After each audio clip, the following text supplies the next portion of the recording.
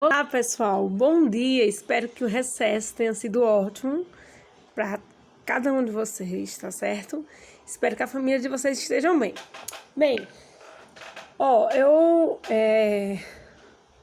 vou estar iniciando agora com vocês na disciplina a parte de paisagismo em si, certo? A gente saiu um pouco de jardinagem, esses primeiros estudos iniciais e vamos começar com paisagismo, ok? Então, pessoal, começamos hoje com conceitos e definições, beleza? Então, paisagem. Paisagem refere-se ao espaço do terreno abrangido em um lance de vista ou extensão territorial a partir de um ponto determinado. Pode ser classificado em paisagem natural, ou seja, aquela que o homem não interviu, certo? Não houve intervenção humana, ou seja, não há nenhuma mudança antropológica, tá certo? E uma paisagem artificial, que é aquela paisagem planejada, ou seja, é um jardim, certo? Jardim, diga-se passagem, desculpa, é uma palavra de origem hebraica que vem de gan, que é proteger, defender. E Éden, prazer, satisfação, encanto, delícia. Então, o jardim é isso. É um lugar de proteção, de defesa e um lugar para a gente obter prazer. Isso é um jardim, certo? Então, vamos lá. Da palavra paisagem deriva a palavra paisagismo. Paisagismo é uma atividade que organiza os espaços externos com o objetivo de proporcionar bem-estar aos seres humanos e atender às suas necessidades, conservando os recursos desses espaços, tá bom? E a gente vai ver essa pirâmide aqui, que o paisagismo para fazer alguma ação paisagística, para se trabalhar com paisagismo, a gente vai usar a ciência e também a arte, tá certo? Então, a arte e a ciência são necessárias para se fazer um paisagismo de qualidade, tá certo? Um paisagismo que obtenhamos bons frutos, tá certo? Então, vamos lá. Primeiro, conhecimentos científicos, tá? Então, o conhecimento científico é o manejo dos recursos. Aqui a gente está falando do manejo dos recursos naturais, certo? Quando a gente fala em conhecimento científico no paisagismo, a gente está falando de manejar os recursos naturais, ou seja, a ecologia, a biologia, a botânica, geologia e geografia. Esses conhecimentos, além de outros, certo? São conhecimentos científicos que são necessários para se utilizar no paisagismo, ok? Técnicas de cultivo também são conhecimentos científicos. Então, aí a gente vai usar conhecimentos da agronomia, como fitopatologia, que é a ciência que estuda as doenças que atacam as plantas, a entomologia, que estuda os insetos, que são pragas, fitotecnia, que é a produção vegetal em si, tá? Adubação, fisiologia vegetal, horticultura, solos, nutrição de plantas, proteção de plantas, climatologia, topografia, irrigação e drenagem, que são todos conhecimentos aí advindos da agronomia, ok?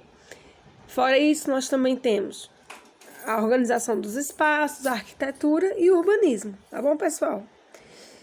A segunda parte são os conhecimentos artísticos, ok?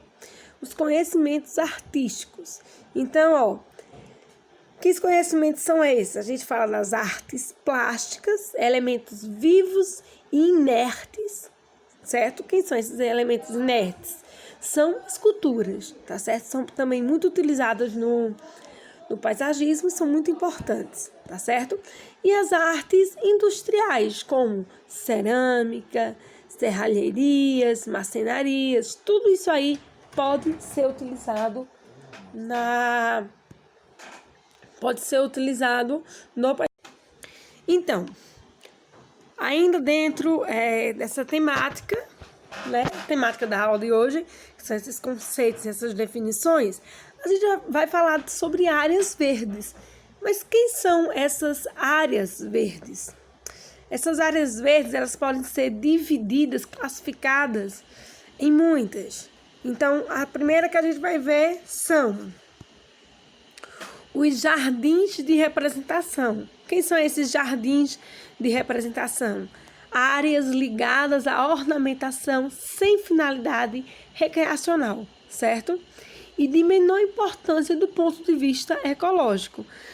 São os jardins de prédios públicos, de igreja. Então, jardim de representação é só a questão de trazer beleza, certo? Ao ambiente. Claro que se tem planta ali, já vai trazer um conforto, né, climático a esses ambientes. Mas tem uma importância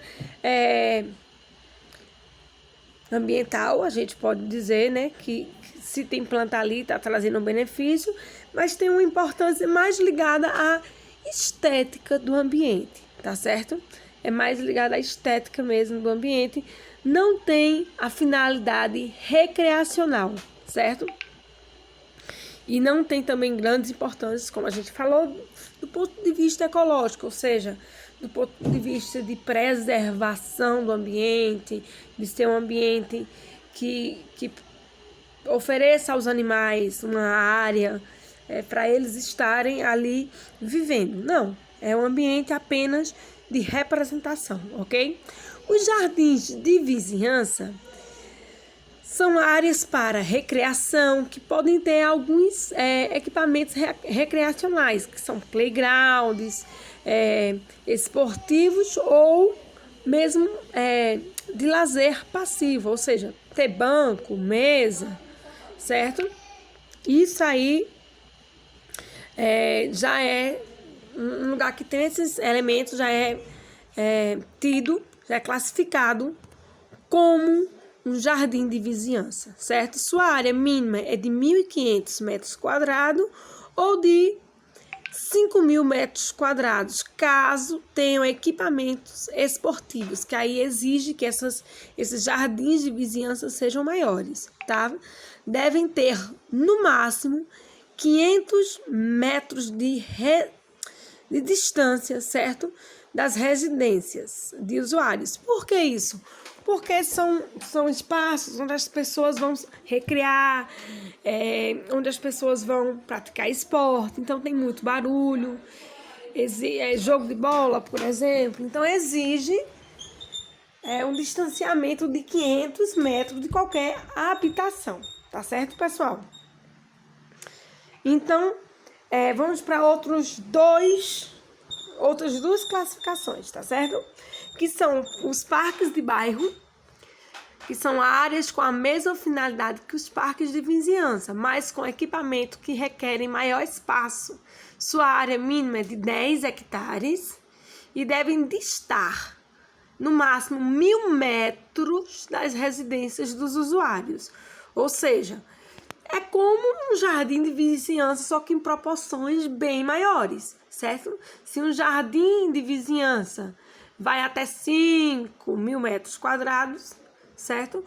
Um parque de bairro, ele já tem uma área mínima de 10 hectares, tá? Agora, para ser classificado como parque de bairro, não pode distar, ou seja, não pode estar distante mais do que 1.000 metros das residências, ok? Parques distrais ou setoriais têm a mesma finalidade que as duas categorias anteriores, mas sua área máxima é de 100 hectares. Gente, é muita coisa isso aí, né? 100 hectares. Lembra que 1 hectare é o quê? 10.000 metros quadrados, certo? Então, é uma área bem grande, esses 100 hectares. Parques metropolitanos. Parques metropolitanos são áreas de responsabilidade extraurbana, tá? Com espaços de uso recreacional e de conservação, ok? A gente, infelizmente, eu não tenho conhecimento de a gente ter nenhum parque que no caso não seria metropolitanos, né? Mas a gente não tem, assim, mais próximo a gente parques, parques de unidades de conservação, né? Mas em cidades, em outras cidades, esses parques eles são possíveis de serem visitados, eles têm acesso. Se eu não me engano, Belo Jardim tem parque, certo? Agora, na verdade, não é um parque tão grande, não chega a ser um parque de bairro. Belo Jardim tem jardim de vizinhança, certo? E eu acho que ele tem um parque de bairro sim, viu? Eu tô lembrando aqui o nome, que é o Parque dos Bambus, certo? Eu acho que é isso mesmo, Parque dos Bambus. Eu vou dar uma olhadinha e aí falam para vocês direitinho, mas assim, é um parque que ele tem, é desse jeito que eu tô falando para vocês. Ele tem área de recreação, área de praticar esporte. Eu não sei, eu vou dar uma olhadinha para poder falar para vocês na próxima aula, porque o Parque de Belo Jardim, o Parque dos Bambus, eu não sei a área dele, então não sei como é que ele estaria sendo classificado. Se apenas jardim de vizinhança ou se parque de bairro, certo? Eu acredito que não chega a ser um parque de bairro, porque eu acho que ele não tem 10 hectares, tá certo? Então, mas é uma área bem bonita, seria muito legal a gente poder visitar. Bem, unidades de conservação. Isso aqui por último está até em negrito para a gente prestar atenção. O que são essas unidades de conservação? Áreas exclusivamente destinadas à conservação, podendo eventualmente ter algum equipamento recreacional para uso pouco intensivo. Encaixam-se nesta categoria as áreas de recursos naturais, áreas de proteção ambiental, áreas de proteção de mananciais e áreas de proteção paisagísticas. São unidades de conservação. Como eu falei para vocês, infelizmente a gente não tem aqui na nossa cidade, mas só fechando esses comentários. A gente não tem na nossa cidade porque a gente não tem vontade política, nem tem mobilização social para isso. Organização comunitária, sabe, que exige essas coisas. Porque potencial, pessoal, a gente tem. Lembrando que a gente tem o Rio Una passando aqui por dentro da nossa cidade. Então, a gente tem a capacidade, né? O nosso município tem capacidade de ter essas unidades de conservação e seria muito importante, do ponto de vista ambiental, muito importante que a gente tivesse essas unidades de conservação, principalmente ali ligadas ao curso do Rio Una.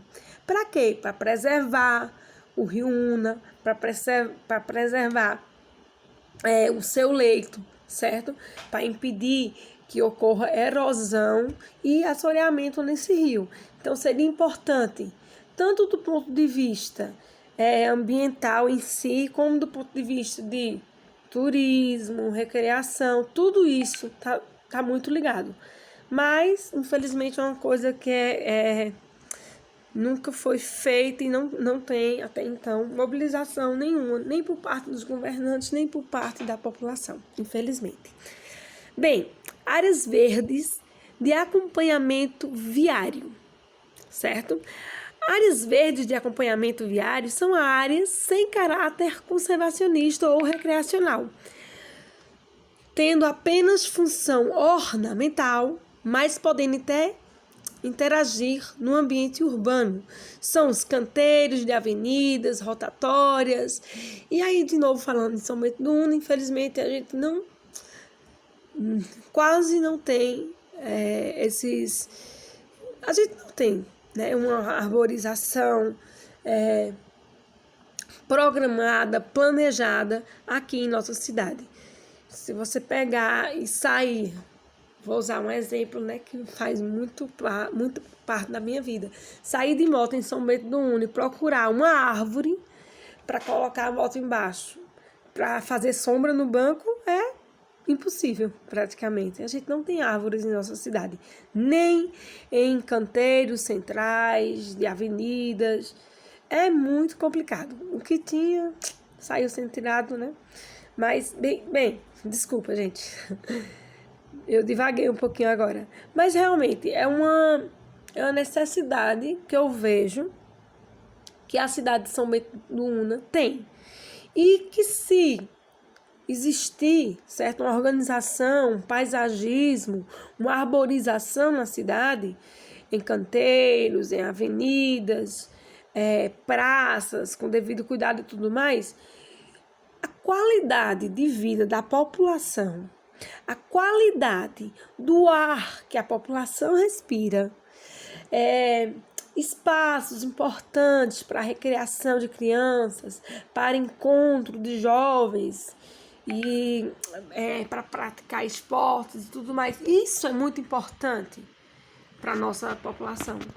E é dever da gente começar a prestar atenção nessas coisas. E na próxima, que está se aproximando, certo? Na próxima eleição, quando tiver oportunidade, a gente poder perguntar qual é a proposta dos futuros governantes, de quem está se candidatando, qual é a proposta deles para isso?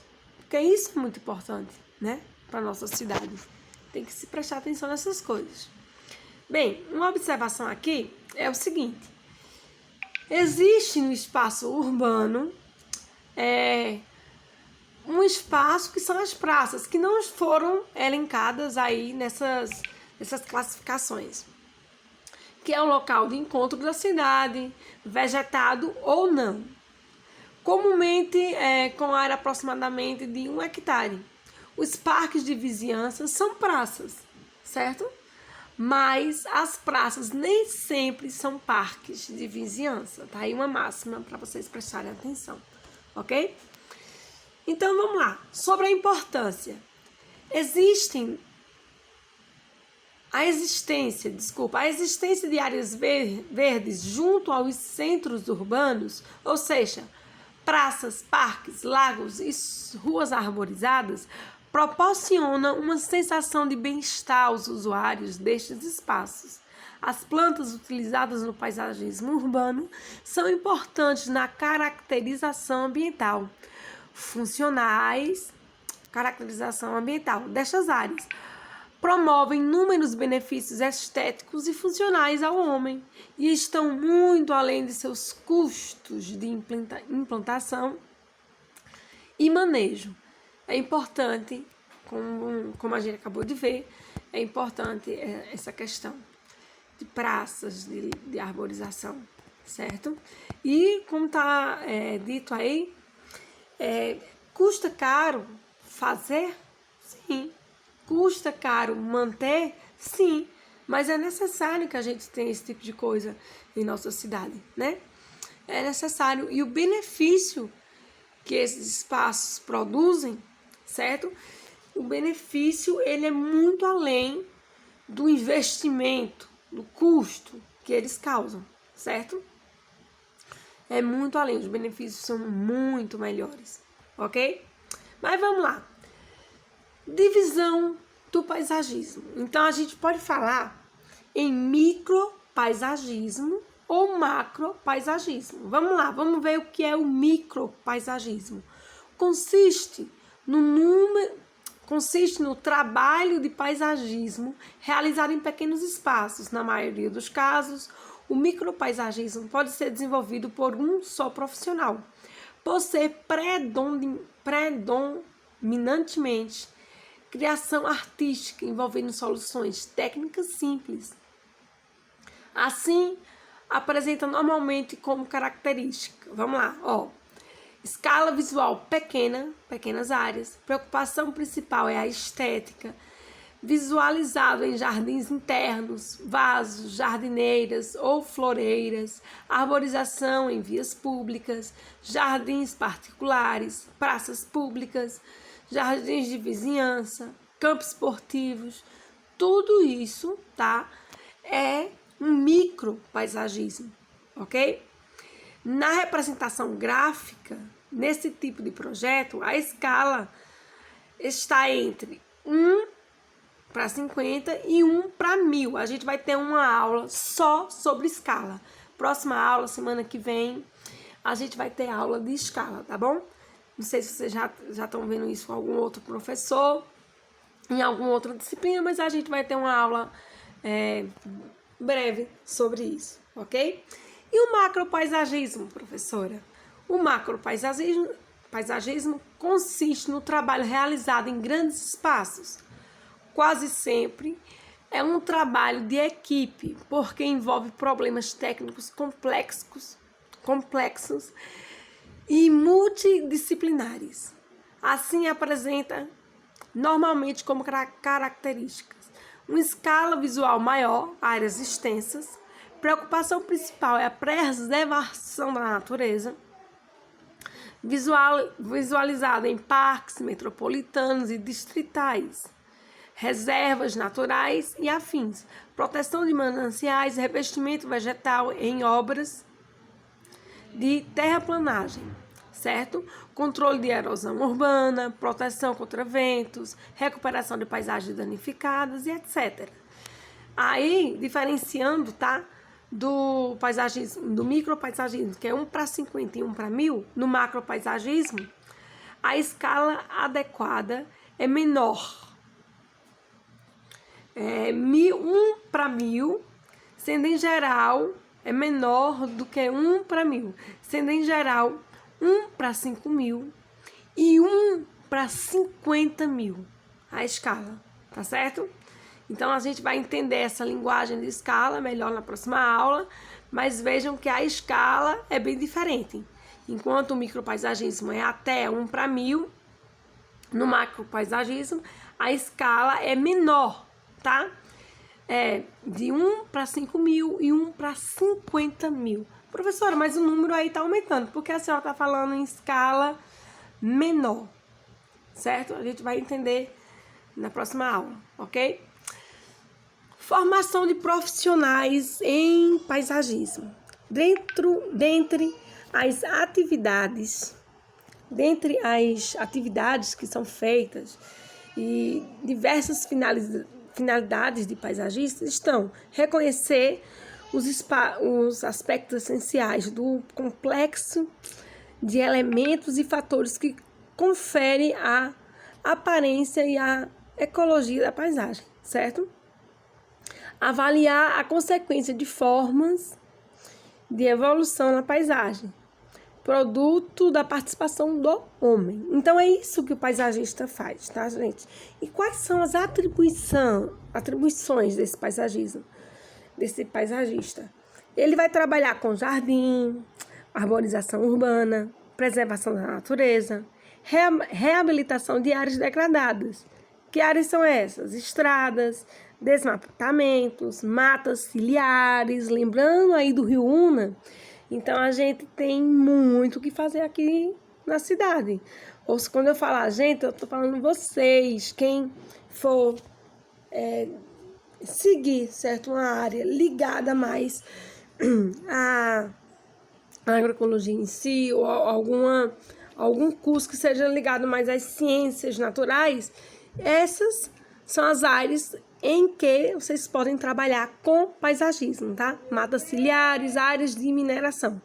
Aqui, estrada, desmatamento e matas ciliares, a gente tem uma demanda muito grande no nosso município, né? E essas são as referências, tá? O curso de paisagismo e plantas ornamentais, que é um curso online da USP, de São Paulo, na verdade, não é da USP, não, é de São Paulo. Então, só vocês acessarem www.cursosonlinesp.com, tá bom? Obrigada e tenham um bom dia, pessoal.